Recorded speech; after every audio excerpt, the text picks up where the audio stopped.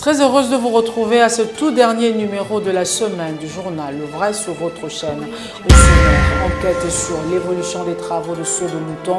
Le directeur général de la société Safricas en charge de l'ouvrage a été auditionné et transféré à la prison centrale de Makala. À la prison centrale de Makala, Mike Mukebaikoso y est toujours en dépit de l'arrêt de la Cour constitutionnelle portant sa libération. Le dossier de spoliation de l'immeuble Stoupis a fait bien de victimes. Une d'elles, qui a été blessée à la jambe, vient d'être transférée à la République sud-africaine par les frères de Moïse Katouli 3 ans plus tard. Enfin, clash de la journaliste Denise Dussochoy aux gens de l'Est, une plainte sur la table du procureur général de la République. Ce sont là quelques titres à développer dans cette édition. Madame, Monsieur, bienvenue à tous.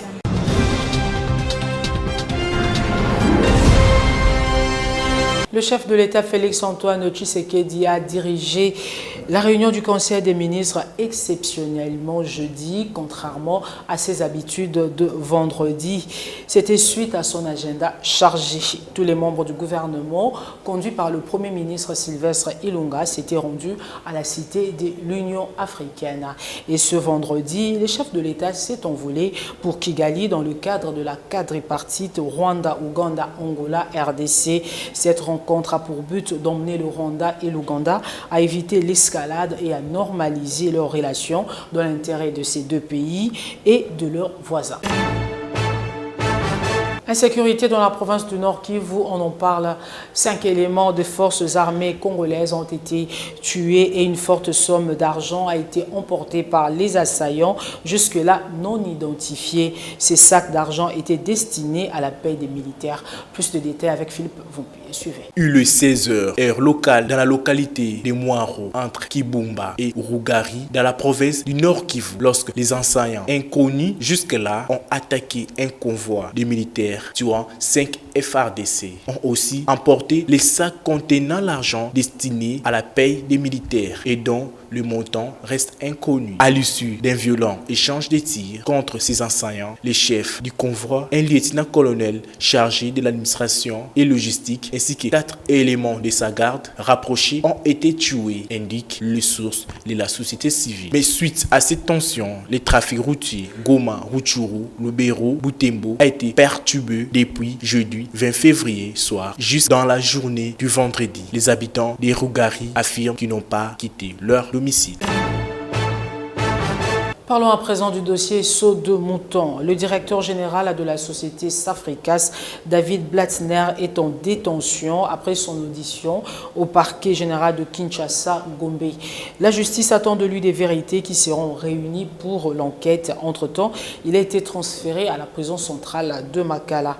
Philippe Vompi nous en parle. Suivez. Le directeur général de la société Safricas, David Blattner, a été retenu au parquet de Kinshasa-Gombe mercredi, a expliqué le ministre de la Justice, Célestin Tundaya Kassende. Il lui est reproché sa mauvaise gestion. Est-ce que ce sont des détournements? Est-ce que ce sont des abus de confiance? C'est le juge qui va le déterminer, a-t-il expliqué à la RFI. Safricas est l'une des entreprises qui construisent une demi-douzaine de ponts routiers devant enjamber les chaussées à Kinshasa pour en finir avec les embouteillages au grand croisement de la capitale, connu par les Kinois sous le nom de Saut des Moutons. Ces infrastructures sont les symboles des travaux d'urgence lancés en mars-avril par le nouveau président Félix Tshisekedi sous le nom Programme des 100 jours. Près d'un an après, le Saut des Moutons sont toujours inachevés comme d'autres chantiers, notamment des maisons préfabriquées du Kanchach, dont les travaux ont été lancés après l'investiture du président le 24 janvier 2019. Le président de la République avait décidé d'un audit sur l'utilisation des fonds débloqués pour la construction de ces ouvrages, selon le compte rendu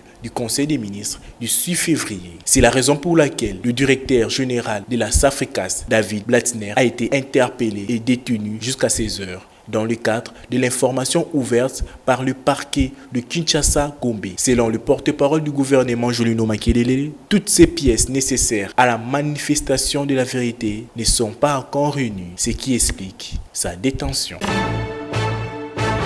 Autre chose à présent, buzz dans les réseaux sociaux en rapport avec une vidéo du gouverneur de l'ex-province du Kasaï, Alphonse Ngoïka Sandji, où il est en train de se disputer avec son épouse. Des détails avec Philippe Vumbi. Suivez. Cette dame en vidéo est la femme d'Ngoïka Sandji, député national et ancien gouverneur du Kasaï oriental. C'est en Chiluba qu'elle s'est chamaille avec son mari. Cette vidéo scandaleuse d'1 minute 30 secondes ne permet pas malheureusement de savoir la fin de la dispute conjugale couplée Kassanji. Mais du moins, d'après les phrases captées, laisse croire qu'il s'agit d'une histoire purement de jalousie où la femme soupçonne son mari de sortir avec sa propre fille comme maîtresse. Devenue une affaire publique, d'après les informations accueillies au scoop RDC.net, l'homme est député national et la femme sénatrice. Pour en savoir plus, déjà, de par les déclarations de Madame Odette Mbouyi, qui non seulement qualifie son époux Ngoïka Sandji de sorcier, mais surtout l'accuse de l'avoir envoûté d'un esprit d'impudicité, mieux d'adultère. Il s'agissait d'un sérieux problème dans ces couples, du fait qu'une femme mariée avoue facilement et publiquement qu'elle commet l'adultère. Ainsi, dans son enquête, Scoop RDC.net a appris des proches de l'ancien gouverneur que ce dernier est resté très stratège face à l'infidélité à outrance de sa femme, avec qui la séparation des corps est longtemps consommée. Un divorce tacite. Affaire à suivre.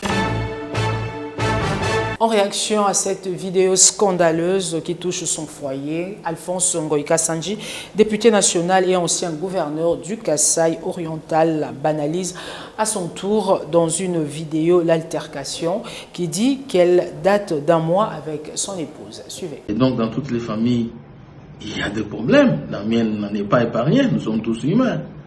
Et donc, même si nous occupons certaines positions dans la société, mais nous restons humains et donc nous avons nos problèmes que nous gérons en toute responsabilité.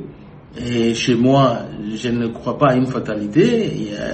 Il y a un mois quelque chose qui s'est passé dans la famille, mais je regrette le fait que cela a été exploité négativement par nos ennemis, et donc aujourd'hui c'est comme si c'était une fatalité.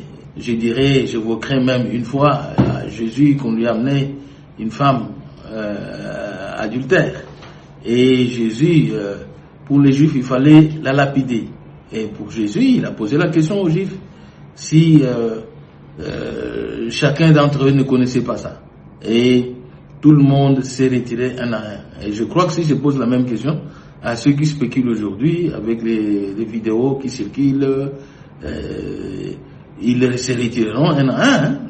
Donc, ils se rendront compte que dans leur famille, il y a des choses plus graves que celle-ci. Et donc, je tiens à informer l'opinion que la toile est enflammée pour rien. Parce que nous avons déjà dépassé cette étape-là. C'est quelque chose qui est arrivé, qui est passé depuis un mois, et nous vivons en paix chez nous, dans notre famille.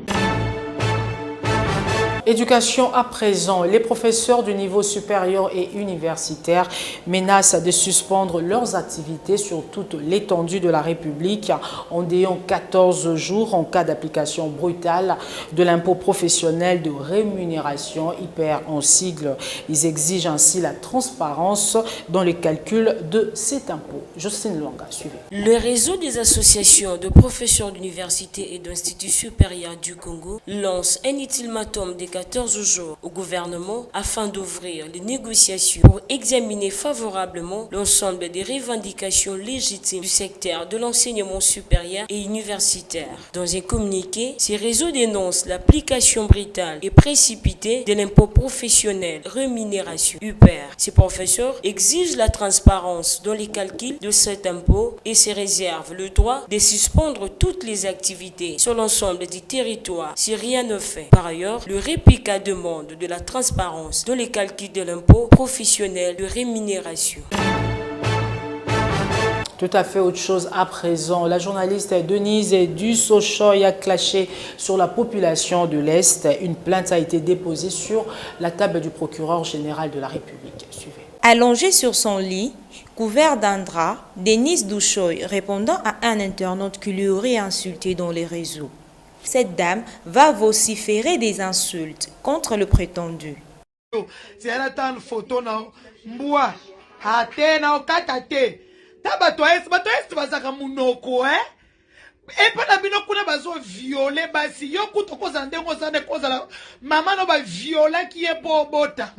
Mais tu viens parler là sur la place. C'était vraiment pourquoi ça va nous quitter. Ta oyo. Ose longi mabe onzambe nangani poza muto alamuka. Ite longi mabe nyama kutu baza tutsemi katalai. Allant jusqu'à cracher sur les compatriotes qui vivent dans la partie est de la République. Oza elongi mabe villageois tala et puis nzambe nanga sala ka peinture. Donc, oza no musufa, donc na kwa engagé peyo, na futi peyo, mais oza munoko mbua, mwana nyama. Muto este mbua. Et pas na bino boza na guerre bazo violer batu. Omoni bino, ya mwana boza mitu edoka, parce que ba mama na bino ba viola bango. Bino moko coronavirus, bino moko viol, bino moko ebola, bino moko ba ADF nalu. Bino finalement boso bakwa kubetela rapport à chambre. Na apela katanga, moni ke na fingi ekotie, ake déposer plainte na aéroport na DGM. Des faits gravissimes qui ont poussé Maître Chris Chemati à saisir la justice. On apprend à l'instant qu'une plainte est déjà sur la table du procureur de la République. Comme annoncé en titre, la cabale montée de toutes pièces contre l'ancien AG de l'ANER, Kalev Moutonda, et contre le chairman Moïse Katumbi autour de la spoliation de l'immeuble Stoupi. Ça fait des victimes et endeuillé deux familles. Sefou, âgé de 16 ans, et l'une d'elles, sa famille, a rencontré Moïse Katumbi pour aider ce garçon qui a été atteint à la jambe lors du dit procès par des gaz lacrymogènes. Suivez. Cette plaie puante et insoutenable à la vue, cette jambe déformée, presque en voie de putréfaction, est celle d'un jeune Congolais aujourd'hui âgé de 16 ans, du nom de Sefou. Son péché, il y a plus de 3 ans maintenant, a été celui de faire partie de l'immense cortège de soutien qui accompagnait le président Moïse Katumbi lors de son infameux procès dans l'affaire dite de mercenaires. Il l'a fait, comme beaucoup d'autres anonymes, les frais de la violente répression des forces de l'armée et de la police qui n'hésitèrent pas à ouvrir le feu sur les manifestants. Des fragments des projectiles létaux, balles réelles et bombes lacrymogènes se sont alors échoués sur sa jambe droite, le laissant gravement abîmé jusqu'à ce jour. Par manque de moyens adéquats, sa famille n'aura le choix que de le soumettre à des traitements traditionnels dans l'attente du pire, très probablement une inévitable amputation. Il y a heureusement un Dieu qui manipule le hasard, qui a placé ce jeune homme sur la route du président Moïse Katumbi au stade Kamalondo lors d'un match de football. Révolté par la situation, il invitera l'accidenté, son père, ainsi qu'un médecin du CMC de Lubumbashi à son domicile en urgence dès le lendemain en présence de son directeur de cabinet. Ordre fut alors donné pour que les dispositions les plus urgentes furent prises afin d'évacuer le jeune homme dans une institution spécialisée en Afrique du Sud ou en Europe, accompagné de sa mère. C'est lorsqu'on jetait les piments et on tirait les balles que cela est arrivé. J'ai beaucoup souffert. La première fois, nous sommes bien partis. La deuxième fois aussi. Mais c'est la troisième fois que cela est arrivé. Nous avons eu des difficultés pour rencontrer le président, mais grâce à Dieu, nous l'avons rencontré au stade. Et il m'a envoyé prendre le soin à l'hôpital CMC pour que j'ai continué le soin en Afrique du Sud. Mais au départ, j'étais soigné traditionnellement parce que nous n'avons pas le moyen. Une audience tout à fait inhabituelle et chargée d'émotions. Vous l'avez vu avec le président Moïse Katumbi qui a reçu un jeune garçon qui a été blessé, grièvement blessé. Rappelez-vous, lors de ce faux procès qui avait été intenté par M. Kalev contre le président Moïse Katumbi. À plusieurs reprises, le président avait dû se rendre au parquet avec l'appui populaire. Eh bien, cet enfant faisait partie de ceux qui ont accompagné Moïse Katumbi et il en a payé le prix le plus fort, puisqu'aujourd'hui, il a reçu des éclats non seulement de gaz lacrymogène, mais de balles également dans la jambe. Et fort de cela, l'exil du président Moïse Katumbi n'avait pas permis qu'il puisse rencontrer toutes les victimes qui ont été blessées à la faveur de ce qu'il y a eu de plus honteux ces dernières années, un faux procès contre lui. Cet enfant n'est pas le seul. Un autre est mort par balle, alors que le peuple, la population qui accompagnait le président Moïse n'avait aucune arme sur elle. Elle était venue main nue pour appuyer Moïse Katumbi, pour l'encourager à être devant la justice. Eh bien, aujourd'hui, l'impunité doit cesser, parce qu'il y a des responsables à ces massacres. Il y a des responsables qui doivent payer pour leur forfait, qui doivent payer pour cet enfant qui, aujourd'hui, pourrait peut-être ne jamais retrouver l'usage de ses deux jambes. Ce n'est pas seulement à Lubumbashi, c'est également à Kasumbalesa. Rappelez-vous, quand le président Moïse a voulu franchir la frontière, l'armée était déployée, il y a eu des victimes. Et là encore, il ne peut y avoir d'impunité aussi longtemps qu'il n'y a pas de réparation. Eh bien, nous continuerons à nous battre. Et partout à travers le Congo, ceux qui ont été victimes de la dictature sanguinaire, tous ceux qui ont souffert dans leur chair et qui continuent à souffrir dans leur chair, eh bien, nous allons les défendre. Cet engagement, Moïse Katumbi l'a pris, il l'a seulement annoncé déjà il y a quelques mois que nous allions ouvrir un livre blanc. Eh bien, nous continuerons et il joint le geste à la parole aujourd'hui. Du domicile du président Moïse Katumbi, le jeune homme prendra immédiatement la direction de l'hôpital CMC où il a débuté des séances de prise en charge. Détention au sein de l'IMCA RDC. Jimmy Matoulou, président national de cette structure, rassure ses membres d'une gestion rationnelle. C'était dans un entretien accordé à Bosco Kabamba. Suivez.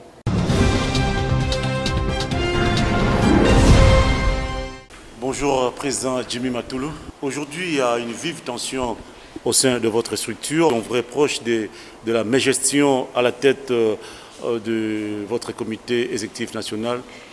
Vous en dites quoi? Bon, je pense que ceux qui connaissent bien IMCA, après avoir connu autant d'années et de décennies de crise, gérer une institution qui sort d'une longue crise, ce n'est pas facile. Et bien que cela, c'est grâce à notre technicité que nous avons que, vous voyez, les choses sont en train de marcher. Mégestion, je pense, le terme, les gens, celui qui vous a dit de mégestion, c'est celui qui comprend le concept de mégestion.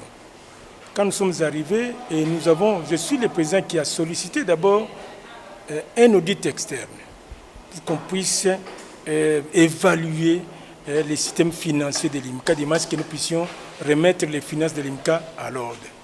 Et le document est là. Et nous avons sensibilisé notre finance pour pouvoir mettre en place les documents comptables. Il n'y en avait pas, ça n'existait pas. Et nous avons mis en place une structure administrative et financière pour gérer les quotidiens de l'IMCA. Et c'est pour te dire que nous restons les principes administratifs et financiers. Vous avez pour ce qui est de la gestion administrative et financière, vous avez un DAF qui est là. Auparavant, c'était le secrétaire général qui est décédé, paix à son âme. Mais il y a eu Messier Lema qui est passé, il y a maintenant le DAF Rodrigue, il y a eu des centralisations, il y a eu une nouvelle mise en place, il y a eu des réformes que nous sommes en train de mener pour que notre administration, notre finance puisse respecter les normes universelles. En d'autres termes, vous voulez dire que votre bilan est positif? Non, je ne peux pas dire trop positif.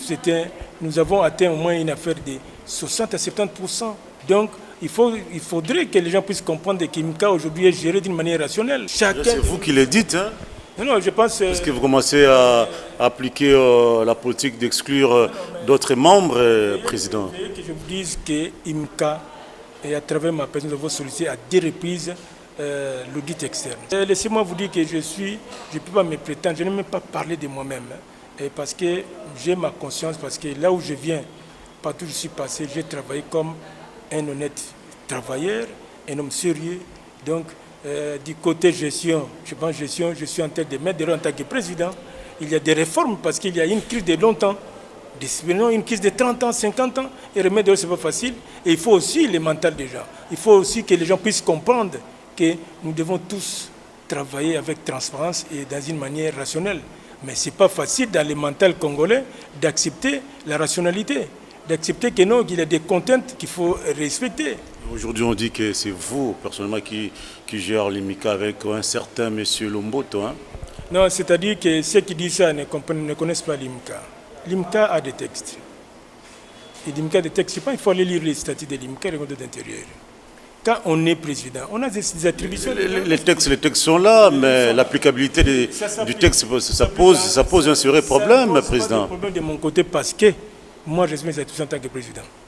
Et les activités que vous voyez, moi, en tant que président, j'exécute les activités des projets de l'IMCA. J'ai fait mon travail et je te rends compte, même à l'extérieur. Et ce n'est pas n'importe qui doit accepter. Et il faut poser la question à tout le monde. Qui fait son travail réellement? Nous avons été élus pour 5 ans. Mais moi, je peux te dire que je peux te rendre compte de ce que j'ai fait en tant que président. Je l'ai fait parce que je suis président et puis je travaille selon l'esprit d'équipe. Parmi vos attributions, vous avez aussi cette prérogative-là de convoquer les assemblées générales.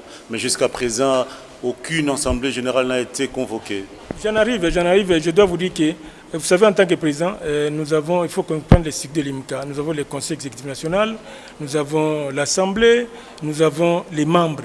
En tant que président d'une association chrétienne, comprenez que je dois avoir de bonnes relations avec même un unioniste simple. Même celui qui n'a pas désactivé l'IMCA, ce témoin de l'IMCA, je dois le respecter. Je dois travailler avec lui quand il a des compétences. Prenons le cas de Lomboto qui dit, Lomboto, il est dans l'administration. Il est chargé de socio-culturel. Mais c'est lui au moins qui a des initiatives. Moi, j'aime des gens qui travaillent réellement. Mon principe est de travailler avec des gens qui travaillent. Mais c'est lui qui travaille bien plus que par rapport aux autres pays, aux autres agents. Qu'est-ce que je dois faire? Je dois l'accepter et puis je dois quand même l'encourager. Ceux-là qui ne travaillent pas n'ont jamais été convoqués. Hein?